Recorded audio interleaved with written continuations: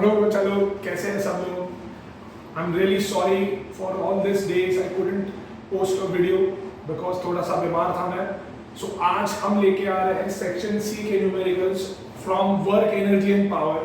So before we start बच्चा लोग, before we start we have already discussed about work energy power का section C which was about conservation of total energy. अगर किसी को नहीं पता है तो डिस्क्रिप्शन में मैंने लिंक डाल रखी है मेरे वीडियो की, आप पहले वो देखिए और उसके बाद इस सम के ऊपर वापस आइए, तो आपको एक क्लैरिटी रहेगी ये सारे सम्स के बारे में कि मैं कैसे कर रहा हूँ और क्यों कर रहा हूँ। So if you do not know what is conservation of total energy of a free falling body, मैंने डिस्क्रिप्शन में लिंक डाल रखी है, आप पहले वो देखेंगे और फिर ये वीडियो ऑन करेंगे so that आप सिंक में रहेंगे। Alright, so without wasting any time बच्चा लोग, let's start with section C का numerical number 1. I'll read the sum as usual जैसे हम करते हैं। जब मैं रीड करूंगा उसके बाद आप वीडियो पॉज कर सकते हैं और वीडियो पॉज करने के बाद आप खुद से भी सॉल्व कर सकते हैं। Alright, so let's read the first sum बच्चा लोग। It states that a ball of mass 0.20 kg is thrown upwards with an initial velocity of 20 meter per second. So we have to calculate the maximum potential energy it gains and it goes up.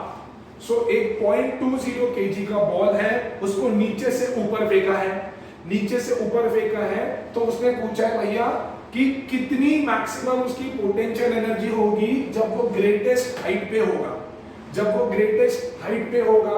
For an example ये मेरा एक ball है, इसको मैं ऊपर की तरफ फेंक रहा हूं, इसका जो मास है दैट इज 0.20 kg, राइट। ये जिस वेलोसिटी से ट्रैवल कर रहा है दैट इज 20 मीटर पर सेकेंड, राइट। तो मुझे यहाँ पे फाइंड करना है कि जब वो यहाँ पे मैक्सिमम हाइट पे आएगा तो उसकी मैक्सिमम पोटेंशियल एनर्जी कितनी होगी, उसकी मैक्सिमम पोटेंशियल एनर्जी कितनी होगी, ये मुझे फाइंड करना है। तो बड़ा सिंपल है, मुझे पता है by conservation of total energy, by conservation of total energy हमने सीखा हुआ है कि जब बॉडी ऊपर होती है तो उसकी पोटेंशियल एनर्जी जो होती है वो मैक्सिमम होती है। और अगर ये बॉल यहां से वापस नीचे गिरेगा, अगर ये बॉल ऊपर मैक्सिमम हाइट टच करने के बाद जब वो नीचे की तरफ गिरेगा तो डू यू अग्री कि उसकी potential energy will keep on decreasing and kinetic energy will keep on increasing. तो just before hitting the ground उसकी काइनेटिक एनर्जी जो होगी वो मैक्सिमम होगी, just before hitting the ground उसकी काइनेटिक एनर्जी जो होगी वो मैक्सिमम होगी। So by conservation of total energy which states that kinetic energy at ground is always equal to potential energy at top. यहां पे जितनी पोटेंशियल एनर्जी होगी उतनी ही काइनेटिक एनर्जी यहां पे होगी। तो उसने मेरे को पूछा है कि मैक्सिमम पोटेंशियल एनर्जी कितनी होगी भैया, तो can I say that maximum potential energy at top is equal to maximum kinetic energy at bottom. ठीक है, जो नीचे की तरफ काइनेटिक एनर्जी होगी उतनी ही पोटेंशियल एनर्जी ऊपर की तरफ होगी।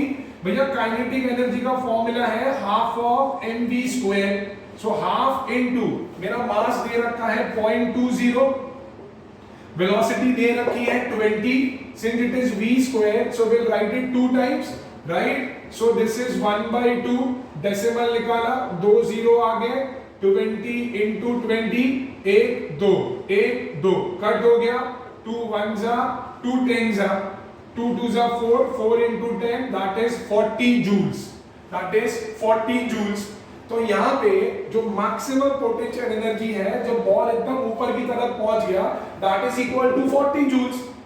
अब इसके अंदर एडिशनल क्वेश्चन डाल सकते हैं कि जब बॉल नीचे आ रहा है, once it has reached the maximum height, so then because of gravity it will come down।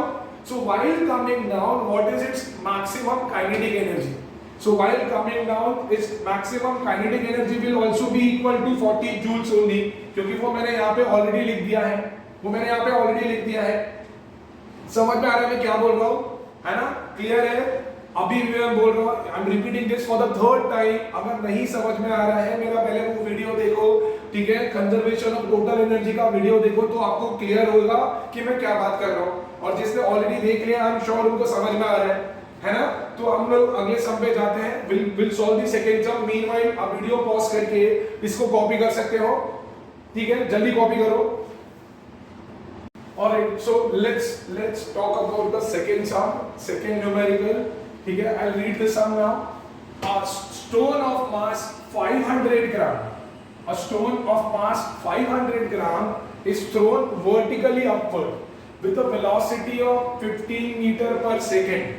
भैया एक पत्थर है, उसको नीचे से ऊपर की तरफ फेंक रहे हैं, और जब वो ऊपर जा रहा है तो 15 मीटर पर सेकेंड की वेलोसिटी से जा रहा है। तो मेरे को ये फाइंड करना है, we have to find the potential energy at the greatest height, ठीक है। the first thing which we have to find is the potential energy at the greatest height. second we have to find the kinetic energy on reaching the ground, मतलब वो पत्थर ऊपर पहुंचने के बाद जब नीचे गिरेगा तो ग्राउंड पे पहुंचने पे उसकी काइनेटिक एनर्जी कितनी होगी। And third the total energy at halfway point, मतलब जो बॉल एकदम बीच में पहुंचा है, उसकी ग्रेटेस्ट हाइट पे पहुंचने के एकदम मिडिल में है, तब उसकी टोटल एनर्जी कितनी होगी वो मुझे फाइंड करना है। अभी मैंने लास्ट सम में अभी मैंने बात करी कि जब बॉल को नीचे से ऊपर फेंकूं या ऊपर से नीचे फेंकूं उसकी टोटल एनर्जी कंजर्व्ड रहती है। टोटल एनर्जी का मतलब होता है कि भैया उसका sum of potential energy and kinetic energy will remain same, ठीक है। अब उसने बोला है कि जब बॉल को नीचे से ऊपर फेंका तो ऊपर जब पहुंचेगा, स्टोन को फेंका तो वो ऊपर जब वो स्टोन पहुंचेगा तो उसकी पोटेंशियल एनर्जी मैक्सिमम होगी, और जब वो नीचे आएगा तो काइनेटिक एनर्जी मैक्सिमम होगी। तो यहाँ पे जो पोटेंशियल एनर्जी है that will be equal to यहाँ पे जो काइनेटिक एनर्जी है, दोनों सेम होगी। डिट्टो मैंने लास्ट सम में किया था, वापस हम एक डायग्राम के थ्रू समझते हैं। तो भैया ये मेरा स्टोन है, स्टोन को मैंने ऊपर की तरफ फेंका, ये स्टोन का जो मास था that was 500 gram. Mass is always in terms of KG, तो डिवाइड कर दिया मैंने 1000 से, 5 1 जा 5 2 जा, तो ये आ गया half KG. So when it is going up तो उसकी जो वेलोसिटी है दैट इज 15 मीटर पर सेकेंड, ठीक है। तो हमने क्या किया था, हमने किया था by conservation of total energy, by conservation of total energy, potential energy at greatest height, potential energy at greatest height will be equal to kinetic energy on reaching the ground, दोनों सेम ही होंगे तो दोनों को हम साथ में ही निकाल रहे हैं। Kinetic energy on reaching the ground कैसे सर, क्योंकि जब कोई बॉडी ऊपर की तरफ जाती है तो पोटेंशियल एनर्जी जो होती है वो इंक्रीज होती है, और यहाँ पे मेरी पोटेंशियल एनर्जी जो होगी वो मैक्सिमम होगी। जब वो बॉडी ऊपर जाने के बाद नीचे की तरफ आती है तो पोटेंशियल एनर्जी डिक्रीज होती है, काइनेटिक एनर्जी इंक्रीज होती है, और ग्राउंड पे मेरी काइनेटिक एनर्जी जो होगी वो मैक्सिमम होगी, वो मैक्सिमम होगी। तो this what I have written that potential energy at greatest height will be equal to kinetic energy of reaching the ground. So kinetic energy का फॉर्मूला है half into mv square. So half into mass आ गया है मेरा half, right, और velocity है 15 की, सो 15 into 15, तो ये हो गया भैया 225 बाय 4। इसको सॉल्व करेंगे, 4 5 20, 25 4 6 24 1 56.25 जूल्स, 56.25 जूल्स। तो भैया पहला जो पोटेंशियल एनर्जी होगी एट ग्रेटेस्ट हाइट वो होगी 56.25 जूल्स। अब उसने सेकंड पूछा है kinetic energy on reaching the ground, जो मैंने ऑलरेडी निकाल दिया है वो सेम ही होगा, that will be 56.25 joules, right. अब उसने थर्ड पूछा है total energy at halfway point, total energy at halfway point will be equal to कितना होगा, सोचो total energy at halfway point कितना होगा, ठीक है। हाफ वे पॉइंट मतलब यहाँ पे कहीं मिडिल में होगा, यहाँ पे कहीं मिडिल में होगा, तो टोटल एनर्जी कितनी होगी गेस करो। गेस करो बच्चा लोग टोटल एनर्जी कितनी होगी। अगेन मैंने बताया था कि कंजर्वेशन ऑफ टोटल एनर्जी के कंसेप्ट से, जब बॉडी नीचे से ऊपर जाती है या ऊपर से नीचे जाती है, हर पॉइंट पे टोटल एनर्जी सेम ही होती है, हर पॉइंट पे टोटल एनर्जी सेम होगी। तो जब वो मैक्सिमम हाइट पे पहुंचा तो मेरी पोटेंशियल एनर्जी मैक्सिमम थी और काइनेटिक एनर्जी जीरो थी, ठीक है। जब वो ग्राउंड पे पहुंचा काइनेटिक एनर्जी मेरी मैक्सिमम थी, पोटेंशियल एनर्जी जीरो थी। तो सम करोगे, उनको ऐड करोगे तो आंसर सेम ही आएगा। सिमिलरली जब वो हाफ पे पॉइंट पे भी होगा तब भी आंसर सेम ही होगा, और क्या होगा 56.25। क्यों? क्योंकि यहाँ पे ग्रेटेस्ट हाइट पे मेरी अगर पोटेंशियल एनर्जी 56.25 है और काइनेटिक एनर्जी जीरो है तो सम कितना होगा 56.25 ही होगा। ग्राउंड पे मेरी काइनेटिक एनर्जी 56.25 है, पोटेंशियल एनर्जी जीरो है, तो सम कितना होगा सेम ही होगा। तो फिर अगर वो हाफ पे पॉइंट पे भी है तब भी तो सेम होगा, तब भी तो सेम होगा, दैट इज 56.25 जूल्स। कौन से कंसेप्ट से, कौन से कंसेप्ट से? By conservation of total energy के कंसेप्ट से, by conservation of total energy के कंसेप्ट से। समझ में आ रहा है मैं क्या बोल रहा हूं, है ना? चलो फटाक से ही कॉपी करो। Will move on to sum number 3 now. Alright, let's see sum number 3 of section C now. Sum number 3, आज हम सीरियल ऑर्डर फॉलो कर रहे हैं। हमने फर्स्ट देख लिया, सेकंड देख लिया, अभी सम नंबर 3 देखो तुम्हारे सेक्शन सी का। Sum states a metal ball of mass 2 kg is allowed to fall freely from rest, is allowed to fall freely from rest from a height of 5 meter above the ground, from a height of 5 meter above the ground. So we have to find the potential energy of the ball when it is initially at rest. Initially at rest मतलब वो गिरने के पहले जब 5 metre ऊपर above the ground था तब उसकी पोटेंशियल एनर्जी कितनी होगी। दूसरा, kinetic energy of the ball just before it hits the ground, जब वो ऊपर से नीचे आ रहा है तो just before hitting the ground, ठीक है, just before hitting the ground उसकी काइनेटिक एनर्जी कितनी होगी। तीसरा, what happens to mechanical energy after the ball hits the ground and comes to rest. भैया जब वो बॉल ग्राउंड पे गिर जाता है और रेस्ट पे आ जाता है तो उसकी मैकेनिकल एनर्जी का क्या होगा, ठीक है। मेरा वो हम बाद में बात करेंगे, पहले चलो डायग्राम के थ्रू समझते हैं। तो भाई ये मेरा एक मेटल बॉल है जिसका मास दिया हुआ है 2 kg, ठीक है। अब इनिशियली वो रेस्ट पे है तो उसकी इनिशियल वेलोसिटी जीरो होगी, ठीक है, इनिशियल वेलोसिटी उसकी जीरो होगी। अब वो गिरने वाला है, ठीक है, वो जहां से गिरने वाला है वो जो हाइट है that is 5 metre, that is 5 metre, ठीक है। तो उसने क्या बोला है ना कि जब वो रेस्ट पे था, अब तक वो गिरा नहीं है, जब वो रेस्ट पे था तो उसकी पोटेंशियल एनर्जी कितनी होगी। कितना सिंपल है, पोटेंशियल एनर्जी हमेशा मैक्सिमम होगी क्योंकि वो 5 मीटर अबव द ग्राउंड है, ये इसकी मैक्सिमम हाइट है। तो मैं सीधा लिखूंगा कि भैया potential energy of the ball, potential energy of the ball when it is initially at rest, when it is initially at rest is given by the formula mgh, is given by the formula mgh, है ना। Potential energy का formula mgh होता है, मास दिया हुआ है 2 kg, gravity का value दिया हुआ है, ग्रेविटी का वैल्यू दिया है 10 इनटू हाइट दिया हुआ है 5 मीटर, हाइट दिया हुआ है, ये जो मेरी हाइट है that is given as 5 metre. तो पोटेंशियल एनर्जी कितना होगा भैया 100 जूल होगा। पोटेंशियल एनर्जी कितना होगा 100 जूल होगा। बड़ा स्ट्रेट फॉरवर्ड था, है ना। अभी उसने सेकंड क्वेश्चन पूछा है, सेकंड क्वेश्चन पूछा है कि भैया जब वो बॉल नीचे गिर रही है तो just before hitting the ground उसकी काइनेटिक एनर्जी कितनी होगी। अरे कितनी बार बोलूं, कंजर्वेशन ऑफ टोटल एनर्जी। यहाँ पे जो पोटेंशियल एनर्जी है और यहाँ पे जो काइनेटिक एनर्जी है वो दोनों सेम होगी, तो सीधा मैं यहाँ पे लिखूंगा बाय कंजर्वेशन ऑफ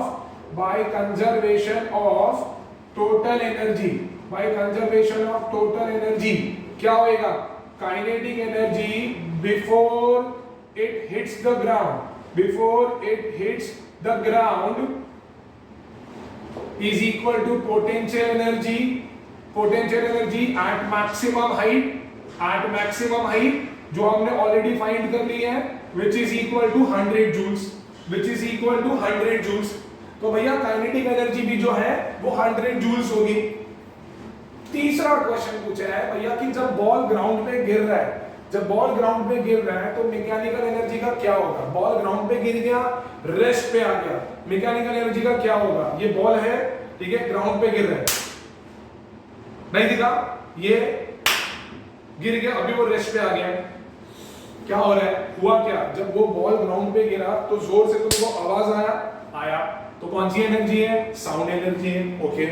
और गर्म फील हो रहा है, कौन सी एनर्जी है, हीट एनर्जी है। तो भैया हुआ क्या तीसरे केस में when ball hits the ground and comes to rest,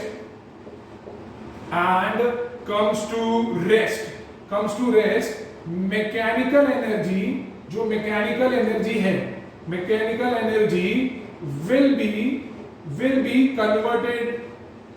will be converted into heat and sound energy, ठीक है। जब बॉल ग्राउंड पे गिर जाएगा और रेस्ट पे आ जाएगा तो मैकेनिकल एनर्जी जो है वो हीट और साउंड एनर्जी में कन्वर्ट हो जाएगी। समझा भैया, क्लियर है। अगर समझा तो कॉपी करो, then will move on to the fourth sum फटाफट। और सम नंबर 4, ठीक है ना। इसमें एक डायग्राम दिया हुआ है, so it states that the diagram given alongside shows a ski jump, ठीक है। वो स्की जंप होती है ना जो आइस पे करते हैं, it shows a ski jump, a skier weighing 60 kg। मतलब भैया यहाँ पे कोई बंदा खड़ा है, उसका वेट जो है दैट इज 60 kg, ठीक है। उसका मास जो है that is 60 kg। He stands at A, which is at the top of ski jump. He moves from A and takes off for his jump at B. अब वो A से चल के आ रहा है and he is going to take a jump from A till B. तो मेरे को फाइंड करना है the change in gravitational potential energy of the sphere between points A and B, ठीक है। मतलब ये A और ये B के बीच में जो ग्रेविटेशनल पोटेंशियल एनर्जी है उसमें कितना चेंज हुआ। और फिजिक्स में चेंज का मतलब क्या होता है, फिजिक्स में चेंज का मतलब होता है डिफरेंस। फिजिक्स में चेंज का मतलब होता है भैया डिफरेंस है। क्या लिख रहा हूं मैं, इट इज डिफरेंस, ठीक है। मतलब मुझे माइनस करना है। Do you agree? Since here the sphere is at greatest height, तो यहाँ पे मेरी gravitational potential energy जो है वो maximum होगी, और यहाँ पे he is at a height of 15 meter, तो यहाँ पे मेरी जो gravitational potential energy है it will be lesser as compared to point A। तो यहाँ पे जो height है उसको मैंने बोला भाई वो h1 है, यहाँ पे जो height है उसको मैंने बोला भाई वो height h2 है। तो कितना सिंपल है, सीधा मैं बोलूंगा change in gravitational potential energy between A and B क्या होगा। चेंज मतलब डिफरेंस हमेशा क्या होता है, बड़ा माइनस छोटा। तो यहाँ पे पोटेंशियल एनर्जी ज्यादा होगी, यहाँ पे कम होगी, दोनों को सबट्रैक्ट करेंगे, ठीक है। पोटेंशियल एनर्जी का फॉर्मूला होता है mgh, तो मैं यहाँ पे लिखूंगा mgh1 माइनस mgh2, क्योंकि यहाँ की हाइट को मैंने h1 अज्यूम करा, यहाँ की हाइट को मैंने h2 अज्यूम करा, दोनों के अंदर से mg कॉमन लिया, सो that is h1 minus h2, right. तो अभी मेरा n का वैल्यू क्या है, मेरा n का वैल्यू है 60, ग्रेविटी दिया हुआ है 10, h1 was 75, h2 was 50, तो 60 into 10, this is again 60, तो ये हो गया है भैया 36,000 जूल्स, ये हो गया है 36,000 जूल्स। तो मेरे को पहला आंसर आ गया है कि मेरा जो change in gravitational potential energy है between points A and B is 36,000। कुछ भी नहीं किया, यहाँ की पोटेंशियल एनर्जी निकाल लो, यहाँ की निकाल लो, दोनों को सबट्रैक्ट कर दो। मैंने साथ में कर लिया since I do not have space. तुमको ऐसा करना है तो ऐसे भी कर सकते हो, कोई फर्क नहीं है। ठीक है, तो पहला वाला तो बहुत सिंपल था जो हमारा हो गया है। दूसरा तो मैंने रीड भी नहीं किया, दूसरा तो भैया मैंने रीड भी नहीं किया। चलो दूसरा देखते हैं क्या है। It states that if 75% of the energy in part A becomes kinetic energy at B, मतलब यहाँ पे उसकी जो पोटेंशियल एनर्जी है वो जब नीचे आ रहा है तो पार्ट बी पे वो जो पोटेंशियल एनर्जी ए पे है उसका 75% जो है वो काइनेटिक एनर्जी में कन्वर्ट हो जा रहा है। वो किस में कन्वर्ट हो जा रहा है? काइनेटिक एनर्जी में। तो मुझे फाइंड करना है the speed at which the sphere arrives at B. तो जब वो यहां से जंप मारेगा तो ऑब्वियसली उसकी कोई स्पीड होगी, तो वो स्पीड मुझे कैलकुलेट करनी है कि जब वो बी पे पहुंच रहा है, वो बी पे पहुंच रहा है तो उसकी स्पीड कितनी होगी। तो क्या यहाँ पे जो पोटेंशियल एनर्जी थी वो पूरी की पूरी कन्वर्ट हो गई है क्या बी में? नहीं हुई है। तो क्या हुआ है? सिर्फ 75% कैलकुलेट कन्वर्ट हुआ है सर। तो हम क्या करेंगे, मेरे को पोटेंशियल एनर्जी पता है, ठीक है, मेरे को पोटेंशियल एनर्जी पता है तो उसका मेरे को 75% निकालना पड़ेगा। मुझे पोटेंशियल एनर्जी पता है, ठीक है, मेरे को यहाँ पे चेंज इन पोटेंशियल एनर्जी पता है तो उसका मैं 75% निकाल लूंगा, ठीक है, उसका मैं 75% निकाल लूंगा। तो देखो मेरे पास स्पेस इतनी है, will try that kinetic energy at B will be equal to 75% of 36,000। यही बोल रहा है ना कि पार्ट ए के अंदर जो मेरे को आंसर आया है उसका 75% जो है वो काइनेटिक एनर्जी में कन्वर्ट हो गया है। अब काइनेटिक एनर्जी का फॉर्मूला है हाफ इनटू mv स्क्वायर। 75% मतलब 75/100 इनटू 36,000, ठीक है। I'm so sorry मेरे पास स्पेस नहीं है तो 2 0 से 2 0 गए। हाफ इनटू मास था मेरा 60 into v square, so that is 75 into 360। तो भैया ये हो गया 30 से v square is equal to 75 into 360 upon 30। ये कटा 12 से तो v square is equal to 12 5 60, this is 900। तो v मेरा जो होगा वो 30 मीटर पर सेकेंड होगा। तो जो स्फीयर है जो a से जब वो b तक पहुंचेगा तो उसने कितनी स्पीड पकड़ ली होगी? उसने 30 मीटर पर सेकेंड की स्पीड पकड़ ली होगी। तो आंसर इज 30 मीटर पर सेकेंड। समझ में आ रहा है मैंने क्या किया? ये स्पेस कम था, शायद तुमको दिखेगा नहीं, तो प्लीज थोड़ा सा जूम कर लो। मैं एक बार फिर से रिवाइज कर रहा हूँ, ठीक है। पार्ट सेकेंड में उसने बोला है, सेकेंड क्वेश्चन उसने बोला है कि पार्ट वन में मुझे जो आंसर आया है उसका जो 75% है वो काइनेटिक एनर्जी में कन्वर्ट हो गया जब वो स्फीयर बी पे पहुंचा। तो मुझे ये फाइंड करना है कि जब उसने जंप मारा तो उसकी स्पीड कितनी होगी बी पे पहुंचने पे।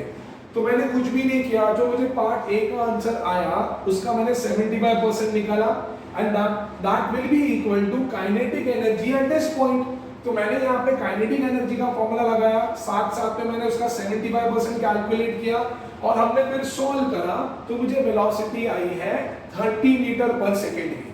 मतलब जब वो बी पे पहुंचेगा तो उसकी वेलोसिटी जो होगी वो 30 मीटर पर सेकेंड की होगी। समझ में आ रहा है ना? चलो कॉपी करते हैं, फिर जाते हैं हम लोग फिफ्थ सम पे।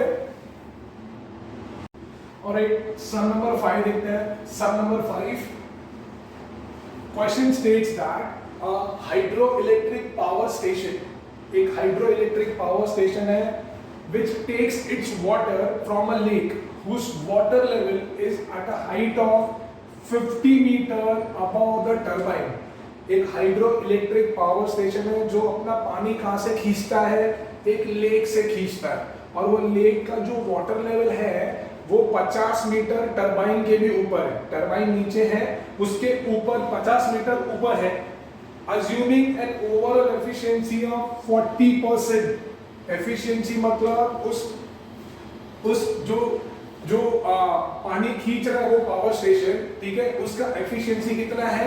40% है। मतलब वो मेहनत बहुत कर रहा है खींचने की। एफिशिएंसी 40% होना इसका मतलब है कि वो मेहनत बहुत कर रहा है खींचने की, पर वो खींच पा रहा है सिर्फ 40% ही। वो खींच पा रहा है सिर्फ 40% ही, ठीक है। सो assuming an overall efficiency of 40%, calculate the mass of water which must flow through the turbine each second to produce power output of 1 megawatt, to produce power output of 1 megawatt and G की value दे रखी है। उसने बोला कितना mass of water, कितना पानी उस turbine पे हर सेकंड पे गिरता रहे ताकि वो टरबाइन घूमता रहे और वो कितना पावर जनरेट कर सके 1 मेगावाट का। वो कितना पावर जनरेट कर सके 1 मेगावाट का। समझ में आ रहा है मैं क्या बोल रहा हूं? ठीक है, अभी देखो, अभी ये जो पावर आउटपुट है, ये जो पावर आउटपुट है उसको मैं यूजफुल पावर भी बोलता हूं। मतलब जब वो टरबाइन से 1 मेगावाट का पावर प्रोड्यूस हो रहा है या आउटपुट पावर निकल रहा है, बाहर निकल रहा है, मतलब हमारे लिए यूजेबल पावर ये है, हमारे लिए यूजेबल पावर ये है। ठीक है ना, सिंस उन्होंने एफिशिएंसी दे रखी है बच्चा लोग, तो एफिशिएंसी का जो फॉर्मूला होता है that is useful power upon power input, that is useful power upon power input. Efficiency उन्होंने, अरे क्या सॉरी गलत स्पेलिंग लिख दिया मैंने, एफिशिएंसी उन्होंने दे रखी है 40%। 40% can be written as 40 upon 100। Useful power उन्होंने दे रखा है मेगावाट। ठीक है, मैं यहाँ पे गिवन में लिख देता हूँ, पहले गिवन में लिख देता हूँ। यूजफुल पावर दे रखा है, useful power is given as 1 megawatt and बच्चा लोग 1 मेगावाट के अंदर 10 टू द पावर 6 वाट होते हैं, 10 टू द पावर 6 वाट होते हैं। तो भैया ये हो गया है 10 to the power 6 upon power input, cross multiply करते हैं हम लोग, क्रॉस मल्टीप्लाई करते हैं यहाँ पे, तो यहाँ पे क्या होगा, power input would be equal to 100 into 10 to the power 6 upon 40। यहाँ तक क्लियर है? आई होप ये सबको फॉर्मूला पता था। ठीक है, नहीं पता है तो तुमको देखना पड़ेगा, याद रखना पड़ेगा। Efficiency is always equal to useful power upon power input. अगर मैं इस फॉर्मूले को एक्सप्लेन करूं तो एग्जांपल है, मैंने एक मशीन बना रखी है जो शर्ट बनाती है। ठीक है, तो जब मैं रॉ क्लॉथ डालता हूं मशीन के अंदर तो वो होता है मेरा पावर इनपुट, और मैं एक्सपेक्ट कर रहा हूं कि अगर मैंने 10 मीटर का कपड़ा अंदर डाला है तो मेरे को कम से कम 10 शर्ट बन के बाहर आने चाहिए। ठीक है, जो मैं ये एक्सपेक्ट कर रहा हूं, जब मैंने मशीन के अंदर 10 मीटर कपड़ा डाला तो मेरे को बाहर मिला सिर्फ 8 ही शर्ट, बाकी जो 2 मीटर का कपड़ा था वो वेस्ट हो गया। तो मुझे इनपुट कितना मिला, मुझे आउटपुट कितना मिला, 8 शर्ट। मैंने एक्सपेक्ट कितना किया था, डाला कितना था अंदर, 10। तो एफिशिएंसी कितनी हुई, उसके लिए तुम डिवाइड कर दो। तो that is why efficiency is always equal to useful power मतलब मैं जितना यूज कर सकता हूं अपॉन पावर इनपुट, मतलब जितना उसको पावर दिया गया है। हमेशा जितना हम पावर देते हैं उतना ही पावर मुझे मिलता नहीं है। किसी भी मशीन की एफिशिएंसी 100% नहीं होती है, ये हम नेक्स्ट चैप्टर में पढ़ेंगे। ठीक है, अगर वो 100% होगी भैया वो भगवान बन जाएगी। ठीक है, तो efficiency is always given by useful power upon power input. Efficiency दी थी 40%, तो 40 अपॉन 100 लिख दिया। यूजफुल पावर का 1 megawatt which is equal to 10 to the power 6 watt मैंने लिख दिया, upon power input cross multiply किया तो मुझे ये मिला। अब पावर होता क्या है बच्चों लोग, पावर होता क्या है, वर्क अपॉन टाइम होता है। तो it is work upon time that is equal to 1 0 से 1 0 गया, so 10 into 10 to the power 6 को 1 2 3 4 5 6 अपॉन मैंने 4 लिख दिया। अब सिंस ये पानी को मैं ऊपर उठा रहा हूं, मैंने मेरे प्रीवियस वीडियोस में भी बोला है, हमने जब भी न्यूमेरिकल सॉल्व किए, when anything if we are raising anything that means we are doing work against gravity, in that case your work would be mgh upon time। तो 1 दिया बेटा, टाइम तो 1 दिया है, कैसे पता चला सर आपको कि टाइम 1 दिया है? If you can see here it is written कि भाई मास ऑफ वाटर फाइंड करो जो हर सेकेंड में उस टरबाइन के ऊपर गिरना चाहिए, हर सेकेंड के अंदर। तो टाइम कितना दिया हुआ है, 1 सेकेंड मैंने वहां पे रख दिया है, सो दैट इज एक के पीछे 1 2 3 4 5 6 7 अपॉन 4 मास दिया था भैया, मास कितना दिया हुआ है, मास मास मास मास मास मास मास मास मास मास मास मास मास का गया, मास का गया, कहां गया, अच्छा मास को फाइंड करना है, सॉरी मैं भूल गया, मास को फाइंड करना था, ग्रेविटी दी हुई है 10 भैया, हाइट दी हुई है 50, ठीक है, अपॉन 1 तो उड़ गया, that is equal to 1 2 3 4 5 6 7 upon 4, ठीक है भैया, ठीक है, ये दोनों मल्टीप्लाई हो रहे हैं, यहां लेके आ जाओ, तो m is equal to 1 2 3 4 5 6 7 0 upon 10 into 50 into 4, 2 0 तो भाई कट गए, 5 1 जा 5 2 जा, और उसके पीछे आ गए 1 2 3 4 0, 4 1 जा 4 5 जा, उसके पीछे आ गए 3 0, तो मास होएगा भैया 5000 केजी का, 5000 केजी का, मतलब उस टरबाइन के ऊपर 1 सेकंड में हर बारी 5000 केजी का पानी गिरेगा, तब वो गोल गोल गोल गोल फटाफट घूमेगा और 1 मेगावाट का पावर जनरेट करेगा, 1 मेगावाट का पावर जनरेट करेगा। समझा नहीं समझा, थोड़ा सा रिवाइंड करो, समझ ही जाएगा, ठीक है, प्लीज कॉपी करो, हम लोग आगे बढ़ते हैं, सम नंबर 6 में बढ़ते हैं please. Alright, second last sum from this section, sum number 6, it states that the bob of a simple pendulum is imparted a velocity of 5 meter per second, when it is at mean position. To what maximum height will it rise on reaching at its extreme position if 60% of its energy is lost in overcoming the friction of air? ठीक है, उसको क्या बोल रहा है, मतलब समझो भैया एक पेंडुलम है, ये रहा पेंडुलम का बॉब जो उसके मीन पोजीशन पे है, ठीक है, अब ये उसका एक्सट्रीम पोजीशन है, ठीक है, ये उसका एक्सट्रीम पोजीशन है, तो उसने बोला, अरे ज्यादा बड़ा हो गया, ठीक है, अब उसने बोला है कि जब वो एक्सट्रीम पोजीशन पे जा रहा है तो वो कितनी हाइट पे होगा, ठीक है, अब जब वो यहाँ पे आता है मूव करते करते, जब वो यहाँ पे आता है तो वो 5 मीटर पर सेकंड से की वेलोसिटी से चल रहा है, तो the question states to what maximum height will it rise at its extreme position, कितना ऊपर जाएगा, अगर ये मेरा पेंडुलम है ऐसा ऐसा ऐसा मूव कर रहा है, तो ये मेरी मीन पोजीशन है, यहाँ पे वो एक्सट्रीम पे जा रहा है, वापस आ रहा है, फिर एक्सट्रीम पे जा रहा है, फिर वापस आ रहा है, फिर एक्सट्रीम पे जा रहा है, तो जब वो मूव कर रहा है तो उसकी वेलोसिटी कितनी है, 5 मीटर पर सेकेंड, तो अब उसने बोला है कि वो एक्सट्रीम पे जब आएगा तो वो कितनी हाइट ऊपर तक आएगा, बट उसने एक क्वेश्चन, ये एक कंडीशन दे रखी है कि भैया 60% ऑफ जो उसकी एनर्जी है ना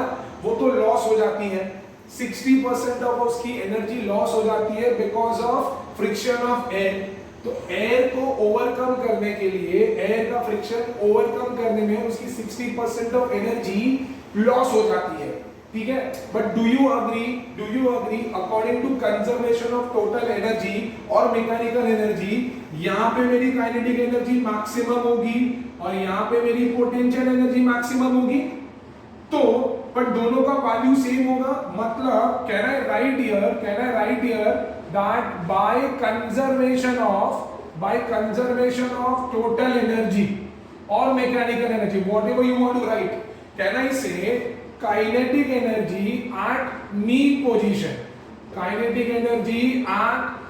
position should be equal to potential energy at extreme position,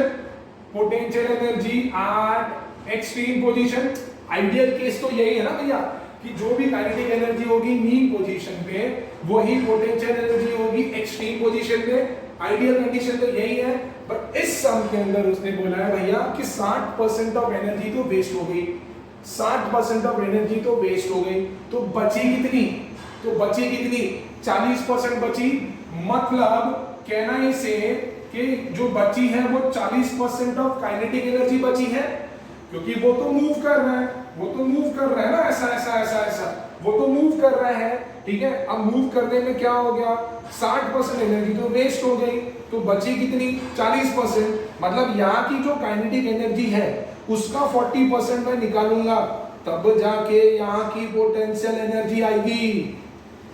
यहाँ पे जो काइनेटिक एनर्जी होगी उसका मैं 40% निकालूंगा, क्योंकि 60% तो चली गई, तो इसका काइनेटिक, इसका 40% इज इक्वल टू यहाँ की पोटेंशियल एनर्जी। समझा? तो कैसे करेंगे, 40% को मैं लिखूंगा 40/100। काइनेटिक एनर्जी होता है भैया half into mv², that is equal to potential energy होता है mgh। मास से मास कट गया, 0 से 0 गया, तो आया क्या, 4/10 इंटू हाफ। वेलोसिटी दे रखी है 5, so that is 5 into 5। Gravity दे रखी है 10 into h, ठीक है। सो ये हो गया भैया 2 1 जा 2 2 जा 2 1 जा 2 5 जा, 5 से 5 कट गया, तो बचा क्या, 5 is equal to 10 into h। अब 10 यहाँ आ गया, तो 5 divided by 10 that is equal to h।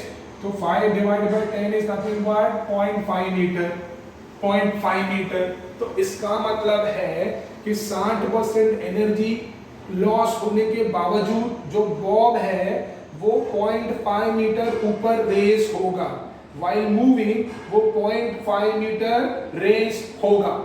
समझा क्या हुआ? ये बड़ा ही इंपॉर्टेंट था कि 60% एनर्जी लॉस हो रही है। तो अगर नहीं होती बच्चे लोग, तो जैसे मैंने बोला आइडियल केस में क्या होता, मीन पोजीशन की मेरी kinetic energy would have been equal to potential energy at extreme position, but since 60% of energy has been lost, so therefore बचा सिर्फ 40%, मतलब 40% of kinetic energy at mean will be equal to potential energy at extreme। जो मैंने करा और मैंने solve किया, तो मुझे आंसर आया 0.5 मीटर। क्लियर है ना? चलो आगे बढ़ते हैं, नेक्स्ट सम करेंगे। अभी सम नंबर 7 है।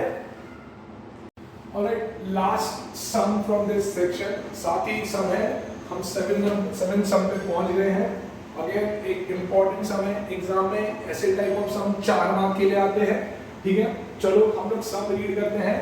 So it says that in the given figure alongside there is a simple pendulum, ठीक है। एक सिंपल पेंडुलम है भैया, जिसका मास दिया हुआ है 200 ग्राम। मास दिया हुआ है 200 ग्राम। पहले तो मैंने उसको किलोग्राम में कन्वर्ट कर दिया है, so that is equal to 1/5 kg, ठीक है। now it is displaced from the mean position A to the extreme position B। The potential energy at the point A is 0। यहाँ पे मेरी जो potential energy है वो 0 है। At position B, the bob is raised by 5 metre. भैया height दे रखी है मतलब 5 मीटर की। तो क्वेश्चन उसने पूछा है find the potential energy at position B। Find the potential energy of the pendulum at position B। आगे का बाद में रीड करेंगे। कितना सिंपल है बच्चा लोग, ये तो बहुत ही स्ट्रेट फॉरवर्ड है। पोटेंशियल एनर्जी उसने पूछा है at position B, and we know that potential energy is given by the formula mgh। तो सीधा सीधा है, हम सारा स्ट्रेट अप्लाई करेंगे। मास दिया हुआ है 1/5, ग्रेविटी दी हुई है 10, हाइट दी हुई है 5 से 5 कटा, आंसर आया 10 जूल। आंसर आया 10 जूल। तो मैंने पोटेंशियल एनर्जी तो निकाल ली। अब उसने पूछा है टोटल मैकेनिकल एनर्जी एट सी।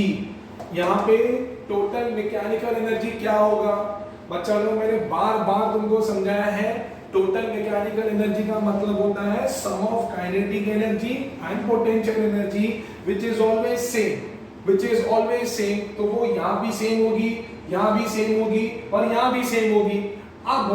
अब यहाँ पे मेरी काइनेटिक एनर्जी जो होगी वो 0 होगी, है ना। अगर पेंडुलम होता है, हमने सीखा हुआ है कि जब उसको मैंने डिस्प्लेस किया तो यहाँ पे पोटेंशियल एनर्जी मैक्सिमम होती है, काइनेटिक एनर्जी 0 होती है। जब एक्सट्रीम से वो वापस मीन पे आती है तो पोटेंशियल एनर्जी जीरो हो जाती है और काइनेटिक एनर्जी मैक्सिमम हो जाती है। तो अगर मेरे को चाहिए तो मैं यहाँ पे लिख देता हूँ कि kinetic energy at position B, kinetic energy at position B will be equal to zero. So therefore total mechanical energy at B would be equal to 10 plus 0 which is 10 joules। Sir आपने क्यों लिखा है? ये तो पूछा भी नहीं है। हाँ मुझे पता है, पर तुमको अच्छे से समझाने के लिए मैंने लिख दिया कि B पे मेरी टोटल मैकेनिकल एनर्जी 10 जूल आई। अगर B पे मेरी टोटल मैकेनिकल एनर्जी 10 जूल आई है बच्चा लोग, तो C पे कितनी होगी? C पे भी तो सेम ही होगी। तो मैं लिख देता हूँ भैया, सो therefore total mechanical energy at C will also be equal to 10 joules। ये भी निकाल दिया मैंने। अब उसने तीसरा क्वेश्चन पूछा है कि what is the speed of the bob at position A when released from B। ठीक है, जब बॉब B पे था उसको रिलीज किया A की तरफ, मतलब मीन पोजीशन पे, तो वो बॉब की स्पीड कितनी हो गई? उस बॉब की स्पीड कितनी हो गई?